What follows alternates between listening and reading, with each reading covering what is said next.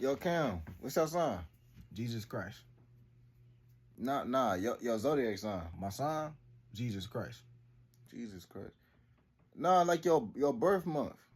I was born the day the Lord wanted me to be born. And my sign is Jesus Christ. Oh. Well, I mean, I asked because I was trying to read your horoscope, you know. I just got mine done. Now, I'm cool on that, but why do you believe in that stuff? I mean, everybody act like they birth month and all that. Like, me, like, my birth month, the birth month that I was birthed in, was Leo. Because I'm very, yeah. Yeah, I'm cool in that, but we're all made to be different. We're not all supposed to be similar. I mean, yeah, we're all made differently, but if you believe in Jesus Christ, you should not follow zodiac Jesus signs too, because but that's demonic. Just keep This nigga call everything demonic, bro. I can't talk to this nigga about nothing.